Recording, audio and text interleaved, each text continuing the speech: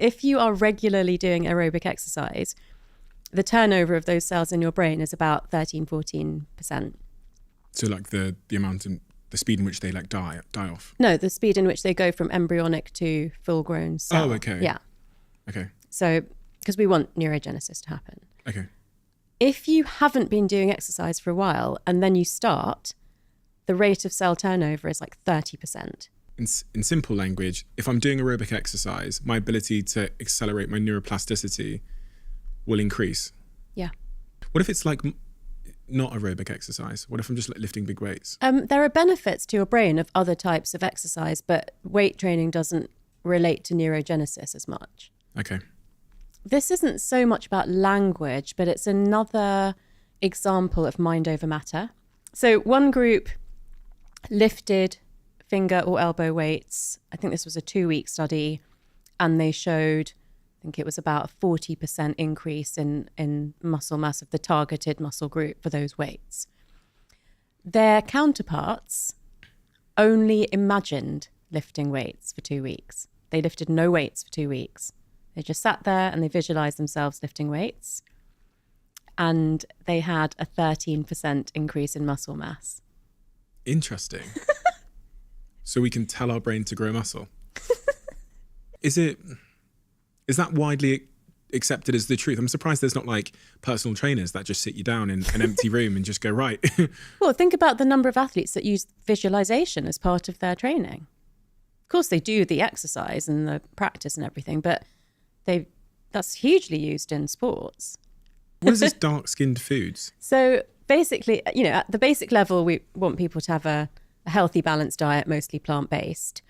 But where you can choose a darker version of a food, the pigment in the skin of that food has higher levels of antioxidants called anthocyanins, and they also contribute to neurogenesis.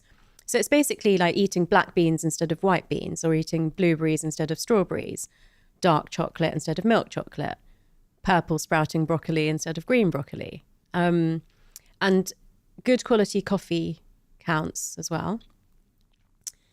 Yeah, so I try to vary what I eat, but also always choose the darker option if I can. Does language really matter? The language we say to ourselves and say to others? Yeah, it really matters. Yeah, how we speak about ourselves. How do we know that matters? I mean, it's neuroplasticity. If you're repeating something in your mind or out loud, then if that's being repeated more than another statement, it's the one that your brain's going to believe. So we can trick our brains effectively by saying something else to ourselves repeatedly. Because there's this whole movement in, the personal development community, which says you just kind of look in the mirror and you say to yourself, like, I'm beautiful, I'm attractive, everyone's going to love me, I'm going to be rich. Mm-hmm. And I've found it hard to get on board with that train. Yeah. That one... Because I know I'm bullshitting myself.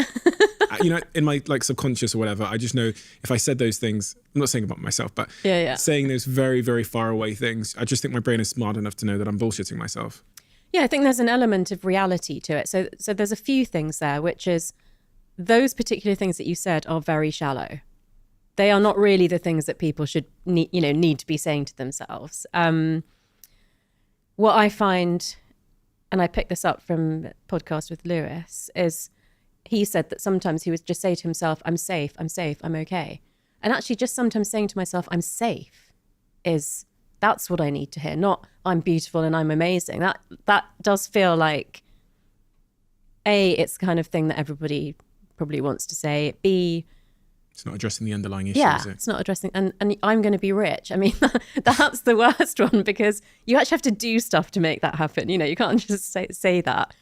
So I think finding the stuff that you need to say to yourself that is not to do with social expectation or parental expectation or, social group, what everybody else is doing, like what you really want to know for yourself, that's going to set you up to be able to go out into the real world and do the stuff that you need to do to get the other things that you want.